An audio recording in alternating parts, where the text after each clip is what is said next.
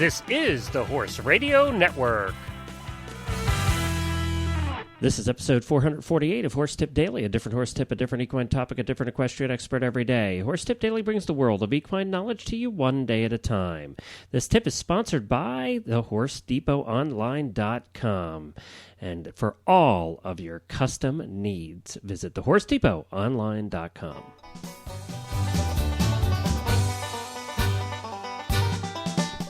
Howdy, everybody. Glenn the Geek back with you from Lexington, Kentucky, and you're listening to Horse Tip Daily. Well, today we are back with Heather Blitz, who helps out over on the Dressage Radio Show. She's a professional dressage rider, and many of you have heard her. She's very popular here on Horse Tip Daily.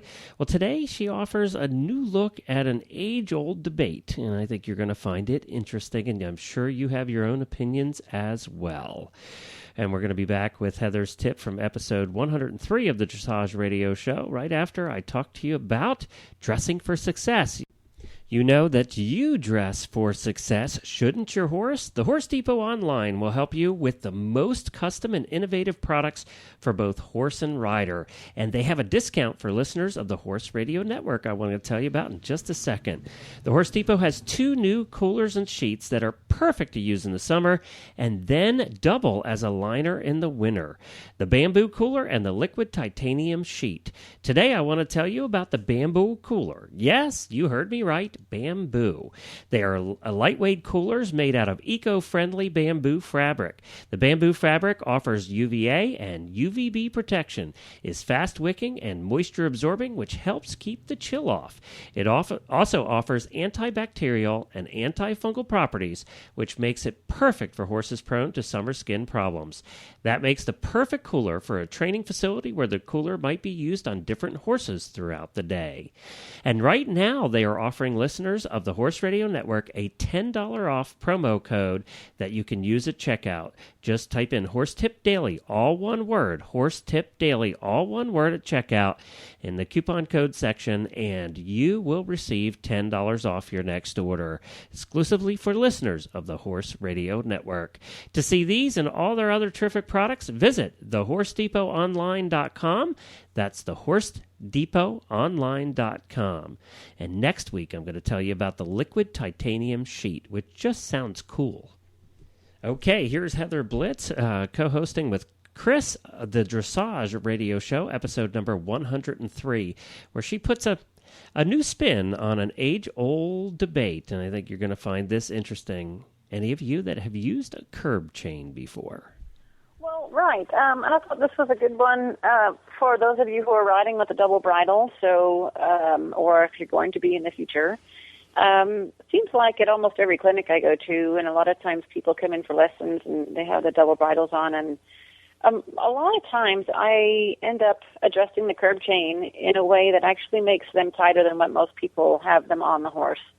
And the reason I think that it is valuable, or that that's better, is a looser curb chain means that when you come to use the curb rein, which if you're not using it, then, of course you are at some points in the ride because that's why you have it on the horse. So when you need it, it's there, and then you release the pressure once it's made its effect.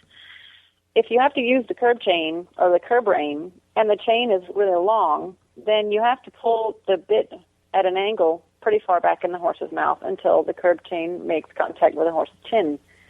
And at that point, when the curb bit has gotten pulled to a greater angle, then there's a distance from the mouthpiece up on the bit to where it attaches to the cheek piece of the bridle. So because that is going to be pulled forward, and the bottom of the shank of the curb bit, of course, gets pulled backward toward the rider's hand, the top of the bit pulls forward, and then it puts actually more pressure on the horse's poll when the top of the bit gets pulled forward.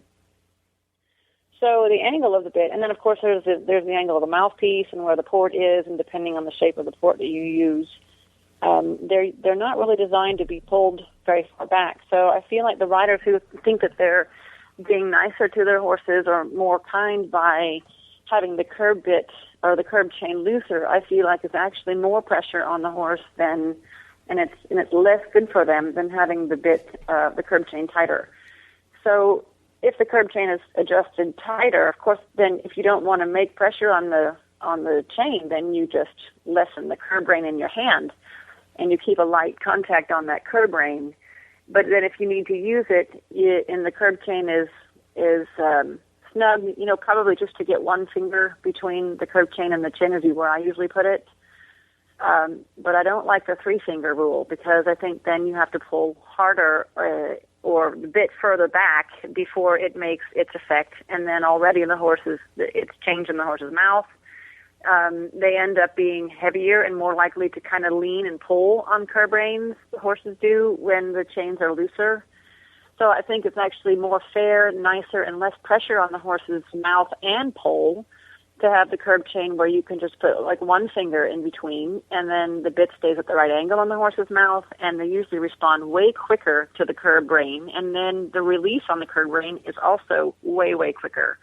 So I just think it's a way better situation, and it's fairer, nicer, allows a quicker release, a more responsive horse, and a much more effective curb rein, and the message gets across quicker, and everything is better. And I just feel like horses are, more responsive, lighter, and they're ending up leaning way less, and they stay in a better balance. So that was kind of just a quick tip for this week, but I think it's a really good one, and a lot of people, I think, are making that mistake.